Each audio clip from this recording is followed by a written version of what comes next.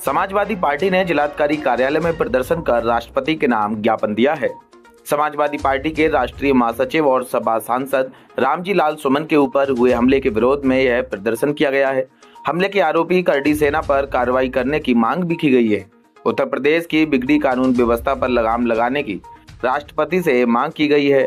भारी संख्या में सपा कार्यकर्ताओं ने जिलाधिकारी कार्यालय में प्रदर्शन कर जिलाधिकारी के माध्यम से राष्ट्रपति को संबोधित एक ज्ञापन भेजा है। विजेता न्यूज के लिए बांदा से मोहित पाल की रिपोर्ट।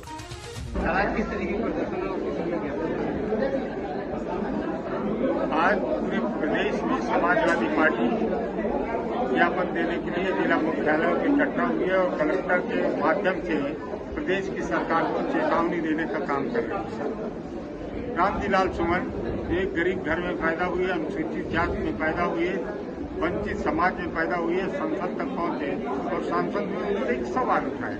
सवाल ये था कि राणा सांगा ने बाबर को हिंदुस्तान में आक्रमण करने के लिए इब्राहिम लोधी के खिलाफ लड़ने के लिए आमंत्रित किया था। राणा सांगा की बहादुरी में किसी तरह का प्रश्न चिन्ह नहीं उठाया। रामजी लाल सुमन ने आमंत्रित करने की बात की, उसको इतना बढ़ा चढ़ा करके एक समाज ने दिया कि उनको मारने के लिए उतारू हैं, इतने लोग इकट्ठा हो रहे हैं, तलवार, तमंचा, बंदूक और ये समाजवादी पार्टी ये बता रही है, बताने की कोशिश कर रही है कि अकेले नहीं समझता, आप किसी के अत्याचार नहीं कर सकते, किसी के विचारों को दबाया नहीं जा सकता। रामजी लाल सुमन अभी जा रहे थे कार्यक्रम में अलीगढ़, तो उनको रास्ते में रोक करके मारने की कोशिश किया। उसी के विरोध में समाजवादी पार्टी हम मार रहे हैं वही लोग जिनके खिलाफ बयान दिया, उनको मारने की कोशिश कर रहे हैं। पार्टी किस पार्टी के लोग आप जानते हो? किस पार्टी के लोग? कौन सी सेना है? सेना बना ली, अपने मन की सेना है, करनी सेना, भरनी सेना, कौन कौन सी सेना बनाई है वो लोग। भारतीय जनता पार्टी ने एक आरोप लगाया है समाजवादी पार्टी के ऊपर कि उसने अम्बेडकर जी की मूर्ति साथ में लगाकर अम्बेडकर जी का अपमान किया गया है। उसको लेकर क्या? अब उनको और कुछ नहीं मिला है, रात उलझन उनकी बातों में लगे।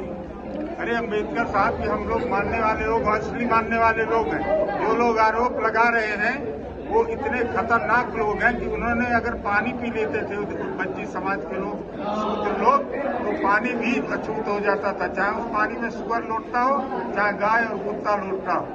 और वो ये बात करेंगी जिन्होंने गले में झाकर बंधवा दिया कि पवित्र आदमी का पैर न पड़ जाए।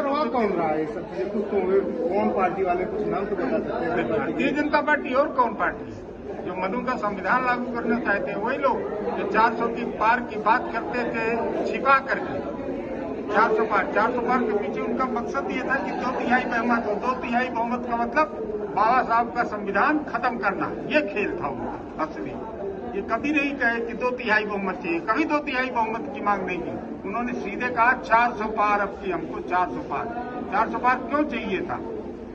242 में रह गए, अटके हुए हैं। जिस दिन नीतीश और वो हटा देंगे हाथ नायडू, उस दिन धड़ाम हो जाएंगे, सरकार नकली सरकार है। क्या नाम है आपका? प्रमोद गुप्ता नाम मेरा, और समाजवादी छात्र सभा का राष्ट्रीय सचिव हूँ।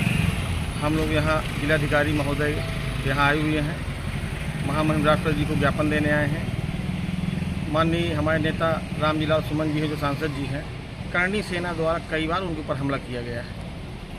अभी तक सरकार ने कोई कार्रवाई नहीं की है। मुझे ऐसा लगता है कि सरकार की मंशा के अनुरूप ही ये लोग हमला कर रहे हैं, और हमारे दलित समाज के ऊपर, पीडीए समाज के ऊपर, महिलाओं के ऊपर जो अत्याचार हो रहा है, तो सरकार की मंशा के अनुरूप हो रहा है। सरकार इसमें कोई कार्रवाई नहीं कर रही। इसी कार्रवाई के लिए हम लोग यहाँ जिलाधिकारी महोदय के यहाँ आए हैं, ज्ञापन देने आए हैं। नाम है आपका और आज यहाँ किस लिए आए हैं आप लोग? निशा वर्मा नाम है मेरा। मैं जिला समाजवादी पार्टी की जिला सचिव हूँ, और यहाँ आज हम राष्ट्रपति जी को ज्ञापन देने आए थे।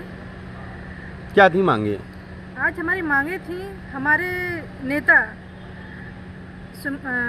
रामजी सुमन जी के ऊपर बार बार हमले हो रहे हैं, और जो हमारी मौजूदा सरकार है यूपी की, तो उन लोगों पर जो हमला कर रहे हैं, हमलावरों के ऊपर कोई भी कड़ी कार्रवाई नहीं कर रहे हैं और उनको किसी भी तरह की सुरक्षा भी नहीं दी जा रही सरकार के द्वारा और बार बार हमलावर किए जा रहे हैं। हमारा जो पीडीए समाज है, दलितों के ऊपर, महिलाओं के ऊपर कार्रवाई नहीं हो रही। जो महिलाओं के ऊपर अत्याचार हो रहे हैं उन पर सरकार कोई भी कड़ी कार्रवाई नहीं कर रही है।